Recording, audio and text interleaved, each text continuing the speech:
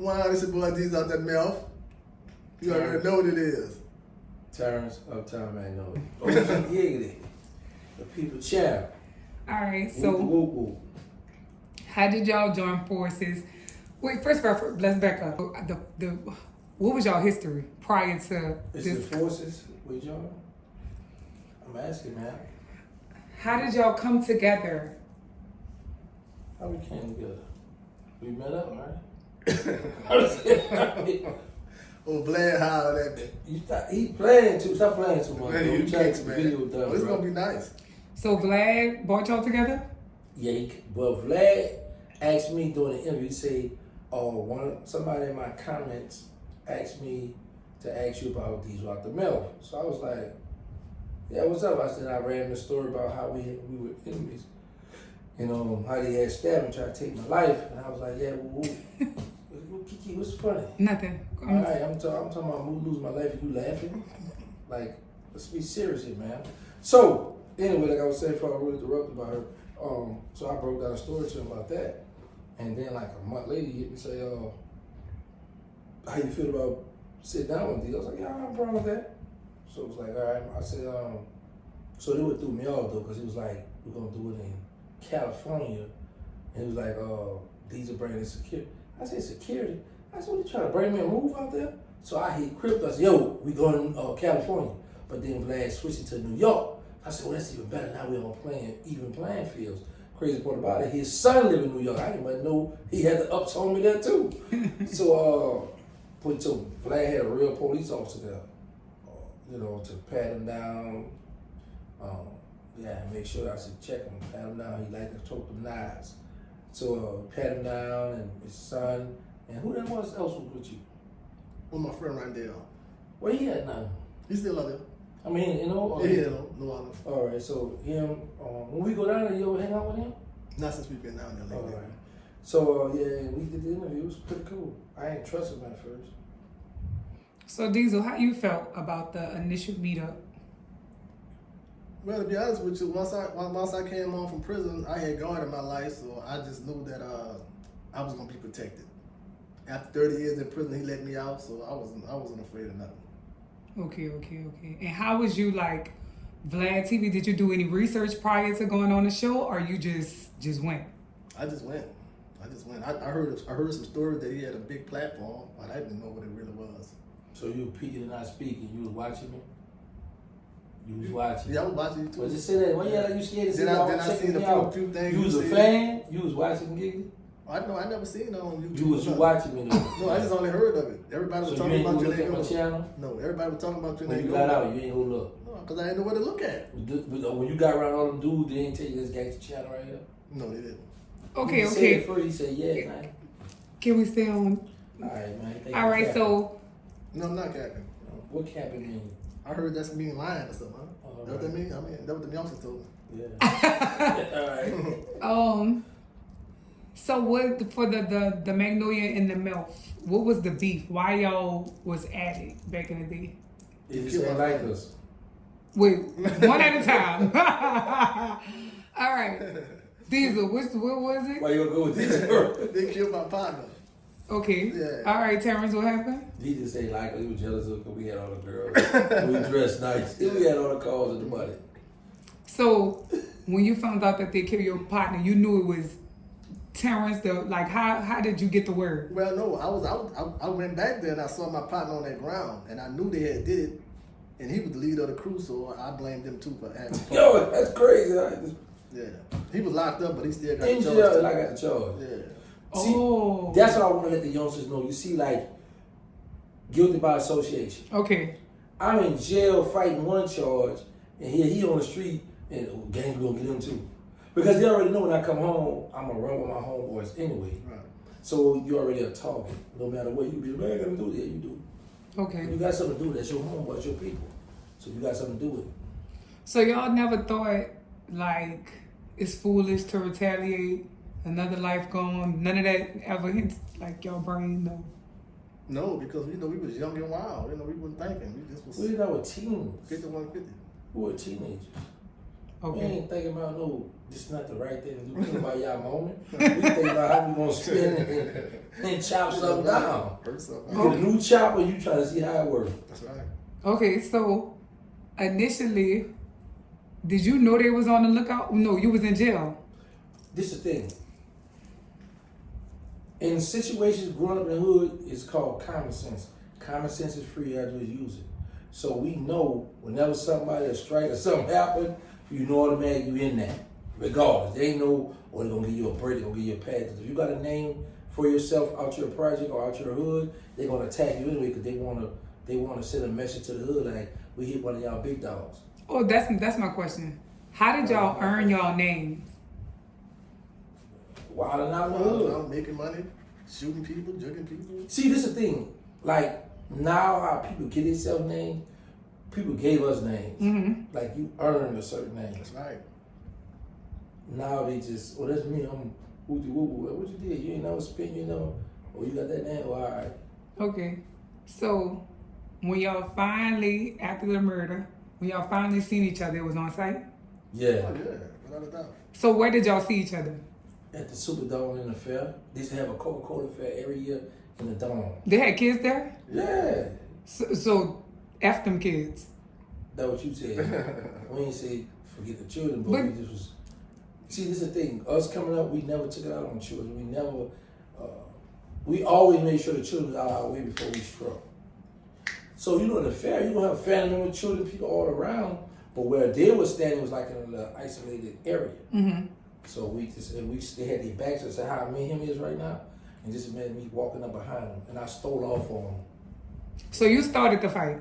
Yeah. She said I was talking to some guys that I robbed. No, I didn't You rob did. those guys. Well, how you got that jewelry? Yeah, he had that jewelry on. Yeah. He had a herringbone chain. Him and his brother was dressed alike. Well, the guy used to always, when he see us, he called Gangsta them so they can come and kill us. Oh, okay. So when I seen him, I was about to knock him off, and his cousin said, "No, don't kill him.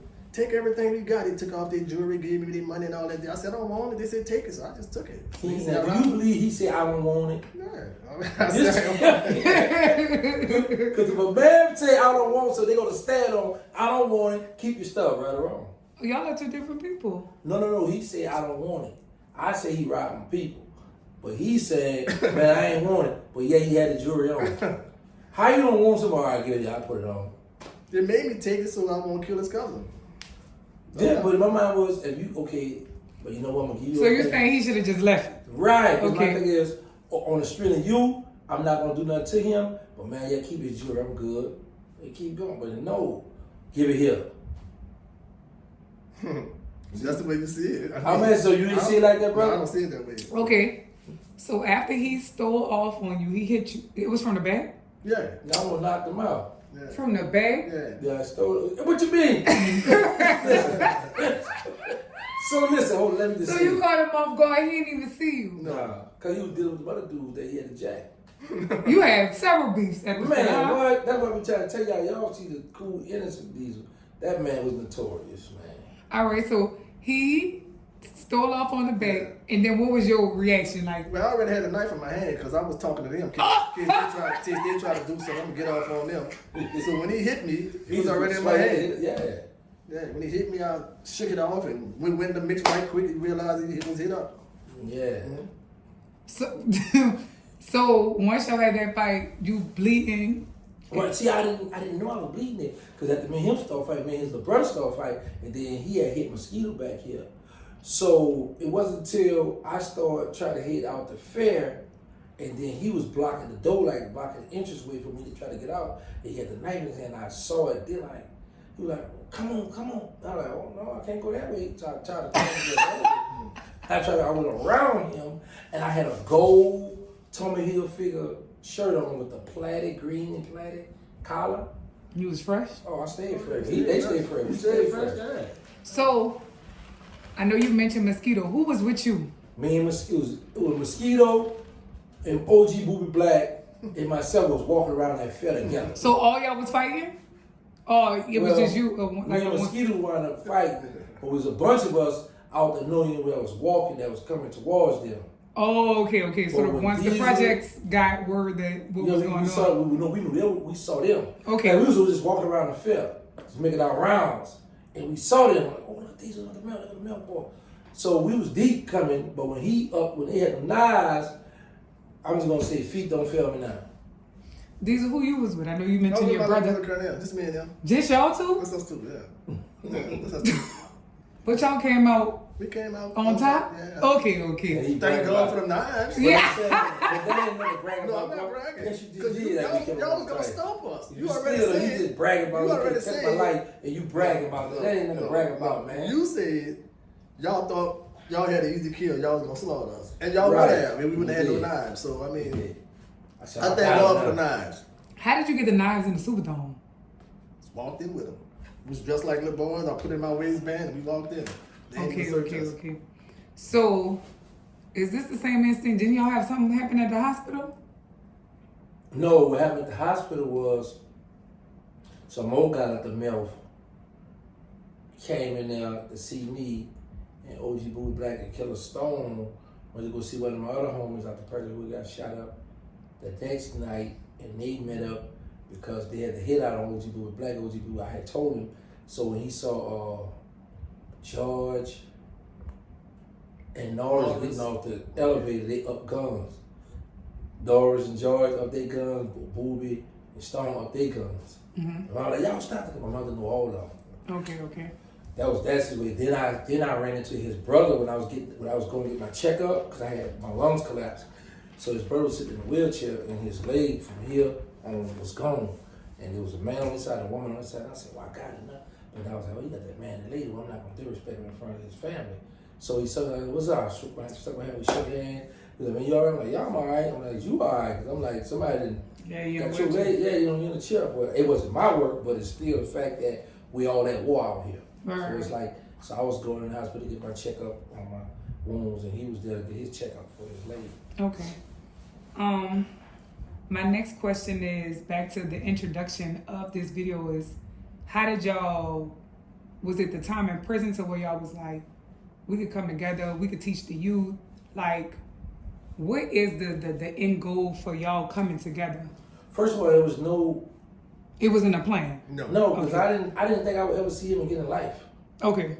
Last time we saw each other was in 1994 of August, and then 30 years later we finally see each other again. So he was never my plan. My plan was to get out, try to get into the music, try to do the movies. That was my thing. So I got out and I did a video and I sent it to this guy. I said, put something in the channel. Because I kept asking for a YouTube channel and they kept dragging me a little bit, giving me the runaround to do it. So somebody finally tried to do it. He tried to steal my money, yada, yada, yada. So when Boosie said something about me on Vlad TV, that's what triggered me. And I was at work at Tyson. Okay.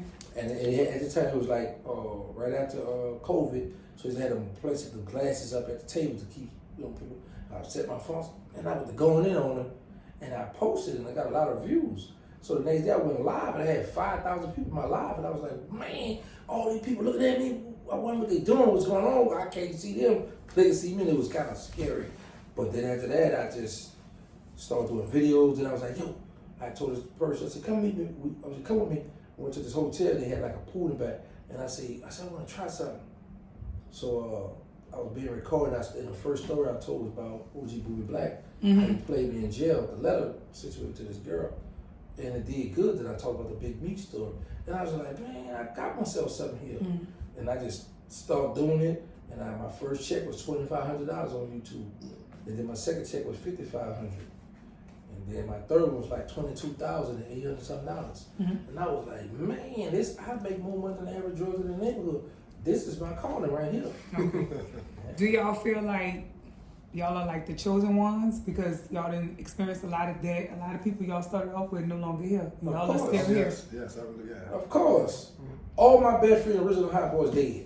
Right. Not all of them, because Hank's still living, Chill Will, Skid Boo, you guys, but like the main ones that I run with every day, Sterling, Dooney, Mosquito, deceased. So you say, a lot of people say you live by the gun, you die by the gun. So it happened, God snatched him and me and him. He go to Angola for 30 years, I go to Fed 23 years, 10 months. Day for day. Now, how some people go to jail 5 years, come home, go to jail another 3 years. Man, I done did 15 years. You counting times all. You with saying the jail. flat, straight through. Flat straight. That man did 30s, and I did 23-10 straight. Not going home, getting some gumbo, then going back to jail, getting Popeye chicken. No, we did straight time. Okay, so Diesel, when y'all, because I know you did 30 years, when did it hit you that you was really about to be in prison for 30 years? When they kept denying me in the courts. When I kept filing appeals, and I mean, I was like 2-3 years in. I felt like I was gonna never get out after that. Mm-hmm. Yeah. What was how was you able to get out? I mean, 30 years later, they found that the police had changed my police report 3 times. The Magnolia police. They police. Well, since he want to bring the Magnolia police, we didn't tell her. Once you tried to take my life, the police had got him. You was The same arrested at the They fair? held him, detained They him. detained me. Okay. And my brother. So the Melph police came and told the other police to let us go because Gangsta never wasn't gonna come to court. They was gonna handle it on the streets. Now, how did people didn't know I might want to lock him up? You just let the man go try to take my life? Cause you That wasn't wasn't right, though. you wasn't a civilian back then. It don't matter. Now that I think back on it now, that That's wasn't crazy. right. Well, I mean, Yeah. just let me go. They don't know what was on your mind. Facts. That's Man, right. just let the man go. But when they said one that lost their lung, he had died, I said, oh, no. I'm talking about him. Yeah. I thought he was playing, but they was serious. You really lost your lung, huh? Yeah, They well, said? my lungs Yeah, had right, collapsed, their lungs yeah. had collapsed. Right. Yeah. They had chest tubes and everything. Okay. So I know y'all plan on talking to the youth. What's one message y'all would tell yourself when y'all was in y'all teenage years? Like one thing y'all wish y'all could tell y'all younger self? Saving more money. Stay in school. Man, I should be in school, but you need money.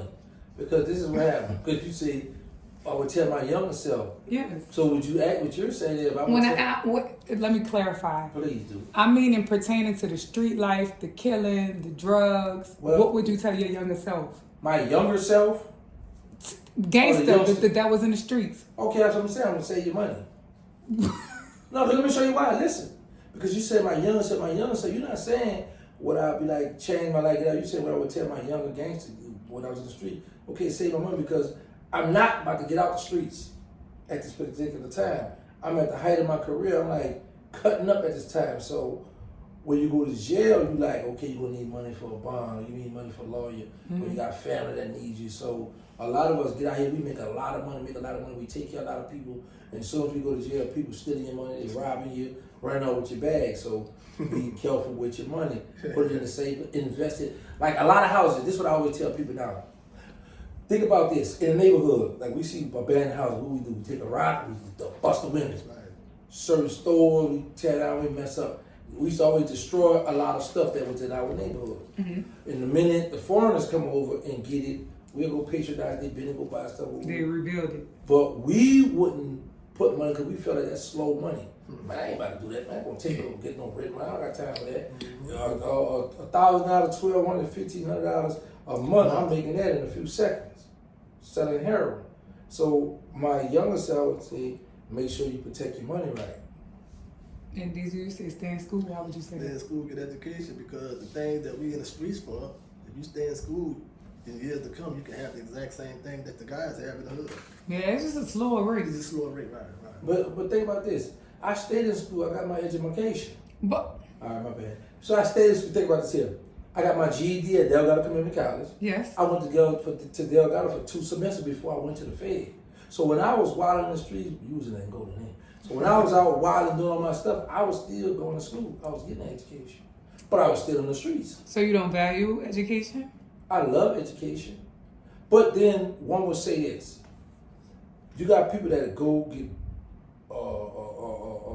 what them degrees? Bachelor's, masters, all these degrees, and can't get a job. Yeah, so, that's a sometimes fact. people get frustrated. I didn't went and did all this here, and then you got some people that throw in your face. Oh, I got my degree. I got a master in this. Or I got a bachelor in this, and woo woo woo. But then they be like, "Oh, I'm unemployed right now. Or I'm this. You know what I'm saying?" So Yeah. I mean, it's good to always know how to read and write. So, like I said, I've always loved schools. I've always went to school. At the time that I was at war with the Calio Project, I was going to Delgado Community College. Yeah, you was living a double life. That's what you want to call it. But I was up in there. I had a red Tommy Hilfiger book sack with my 9 in my book bag. Oh, going to class. Lord. Okay, these I know you mentioned once you got released from prison, you found God. Could you kind of touch on like your religion? You found God. How was that Well, process? I found God before I came home. Okay, so Yeah, are before you? I came home, yeah. But I even got closer to him when I got out because I seen that he had opened the door for me because I was about to give up. I'm serious. I was about to wild out. So both of y'all kind of have that in common with praying to God. And I know, Terrance, your religion is not Christianity. Could you Right. speak to what your religion is? Islam. Okay. So do y'all feel like the devoted prayer and being faithful to God was ultimately how you guys got released from prison? Yes. I believe that. Even though I had doubt from time to time, Mm-hmm. yeah, believe in Well, your faith on Weaver, it's called your iman. It fluctuates. All right. Some days you be like, man, God, I know God got me.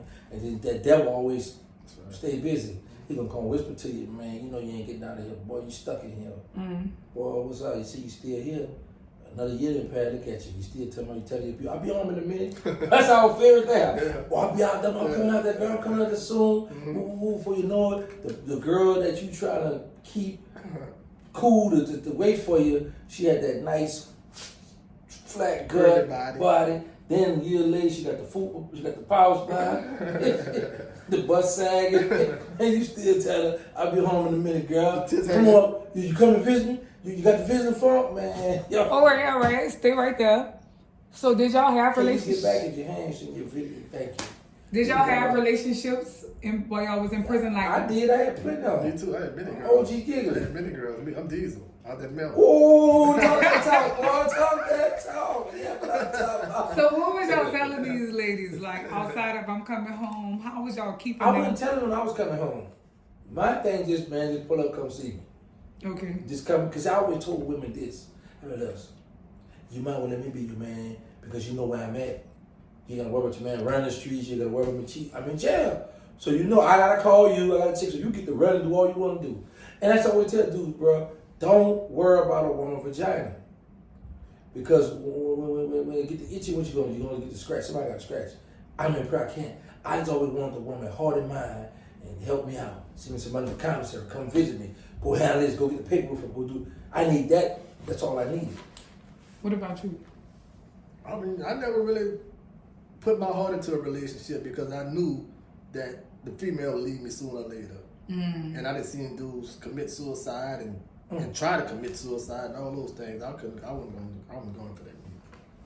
That's another tactic I should do too. Speaking of that, like I would date her. Like if I'm messing with a woman, I would like after so long we doing it going too good, I would break up with her first because I got a life sentence. She's gonna run off and leave me anyway. So I would break up with her first. So like, and then I would be like, I might wait like 5 years later, and or during that time I might hear she got somebody, but I know that ain't gonna last long. So I might wait a little while, 5 years later, hit her, girl, what's up? Oh no, boy, I don't see that. I ain't doing. Oh, I've been stopped messing with him. He did this. All right, what's that? Come on, see me.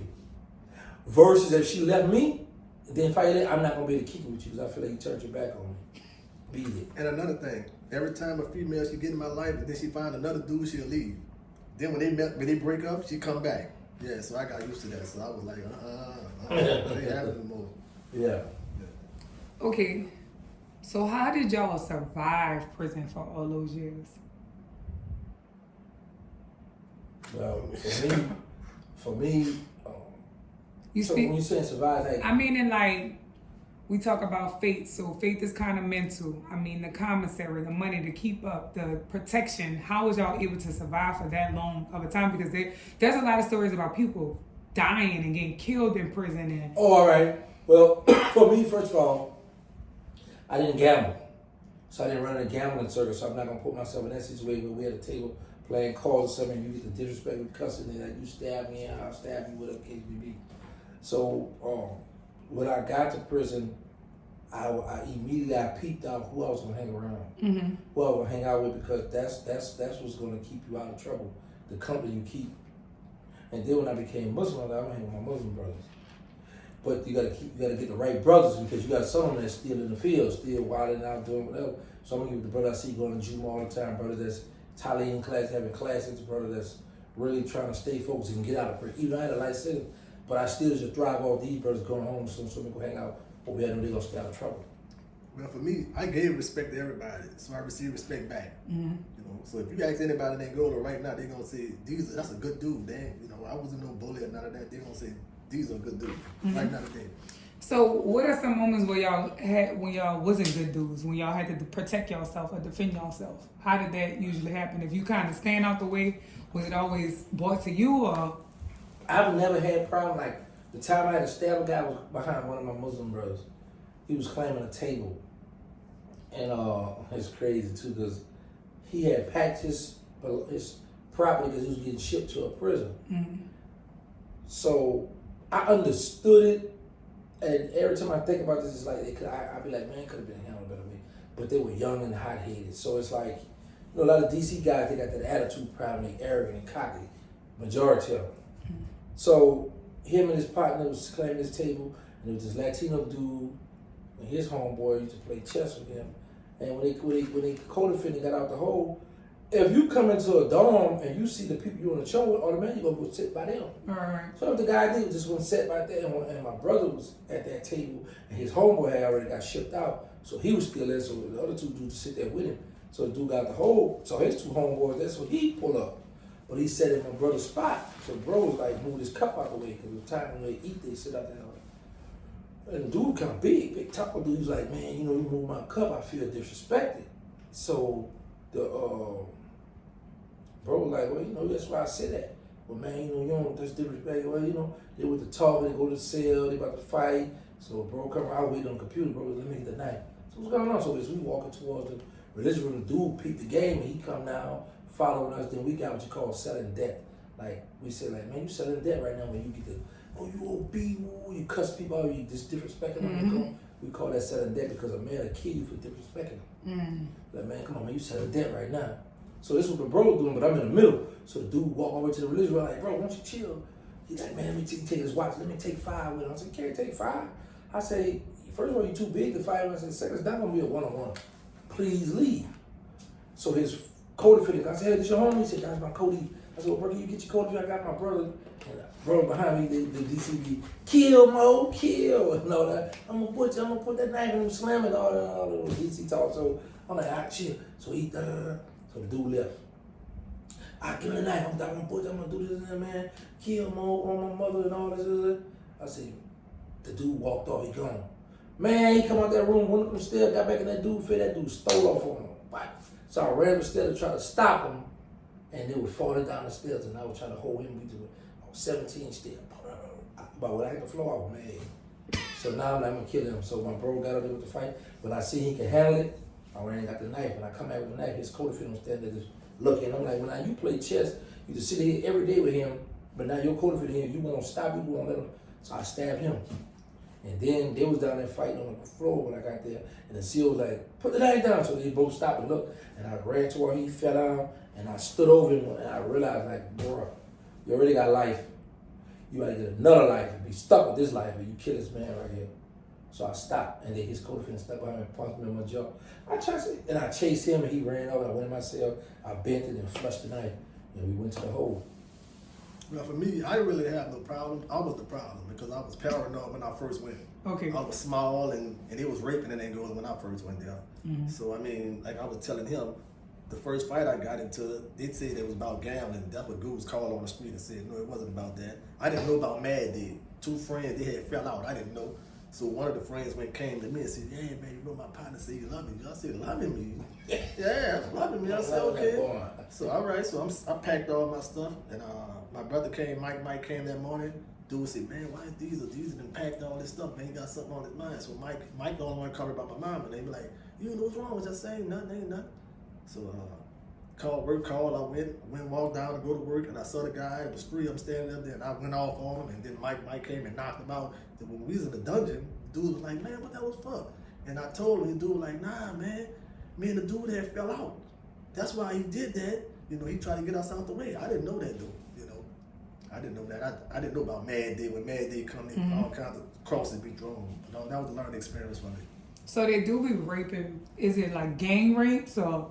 Oh no, they got when they go, they gonna give you a knife. Dude gonna walk up and say, yo, they're gonna take this knife. They're gonna meet me around there.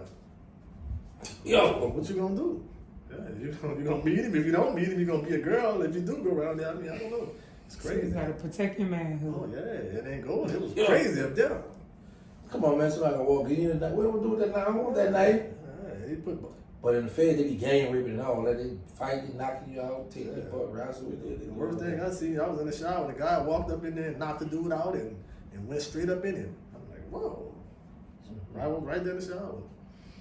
Do y'all feel like y'all, like, once y'all got home, do y'all experience, I don't know if it would, the correct term would be like post-traumatic stress, or like, do y'all have nightmares about some of the things y'all experienced or seen? Like, how are y'all mentally standing right now?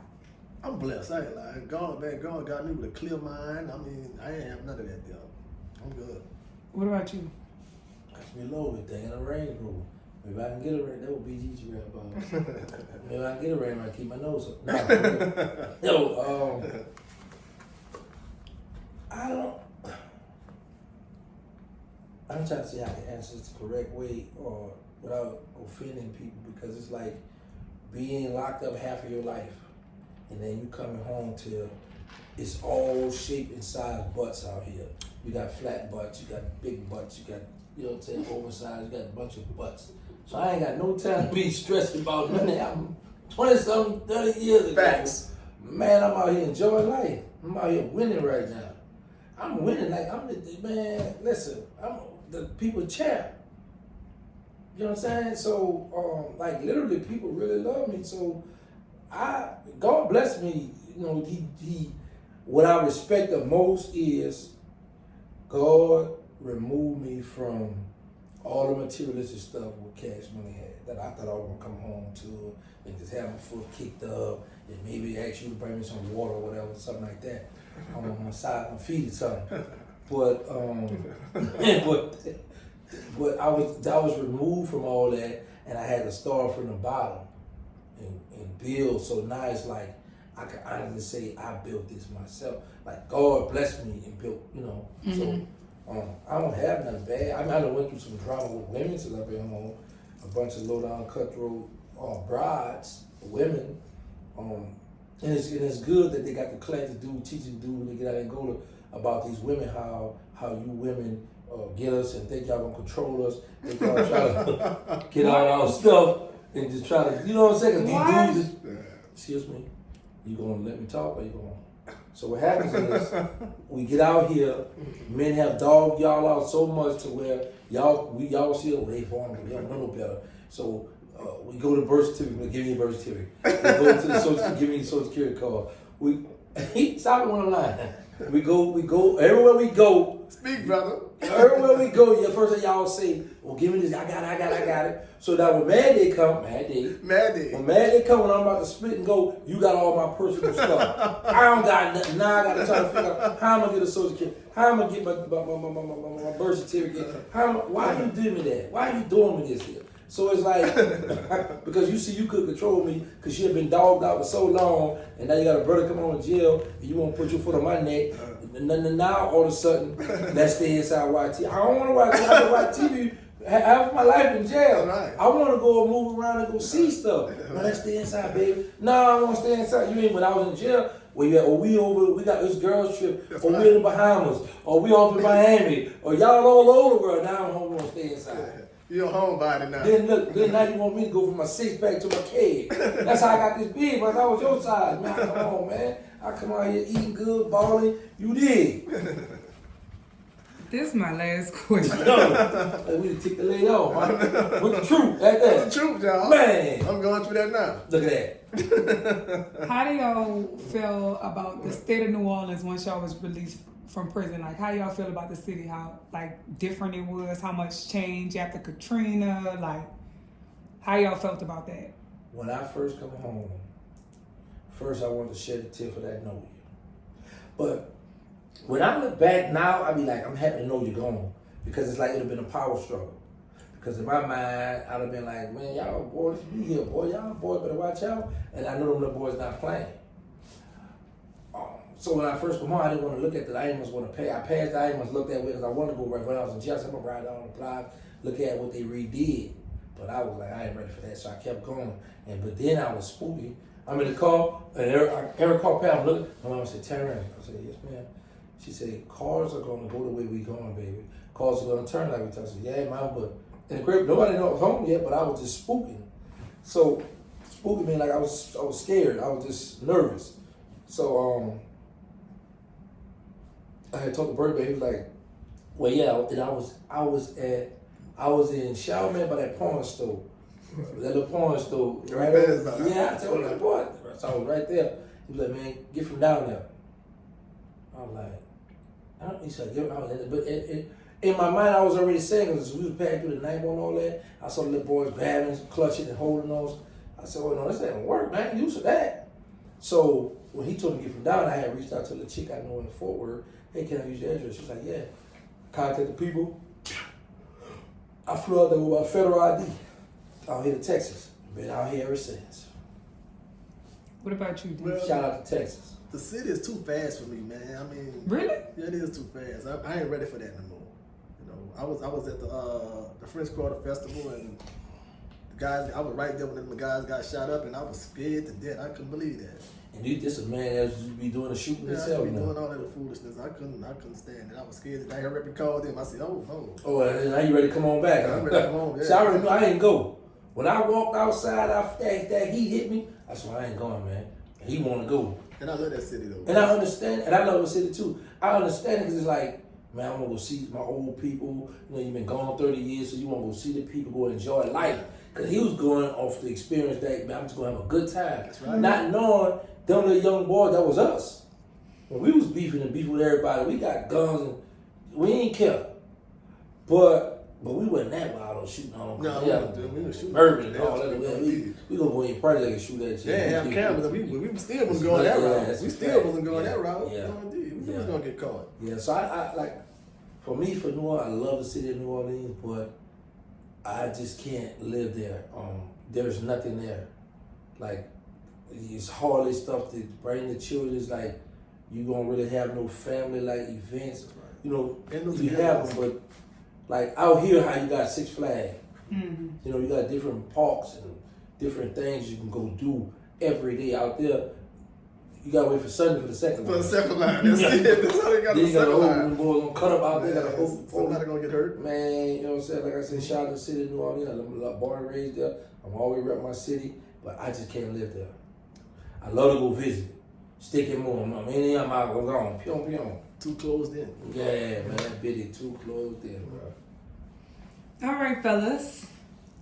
I got one thing I want to know, man. Yes. Can we get paid? I'm just asking. Wow. We out. Check out Terrance Gangsta Williams. No. Gangsta, the original High Boy YouTube channel. My Instagram, Terrance Gangsta Williams Home. My Facebook is Terrance Daniel Williams. And also check out my boy Crypto Jeezy on this little small YouTube channel. Y'all support him. Yeah, Diesel Melph. I'm about to change that, y'all, to 30 Summers. Yeah, that's I like that. Yeah, 30 Summers gonna be on my YouTube and Lil Diesel 30 Flat Instagram. Oh, shout out to T-shirt, the artist T-shirt from New Orleans. What's up, and T-shirt? shout out to Queen Queasy for having us on her little channel too. Wow, thank you, Queen. You're welcome.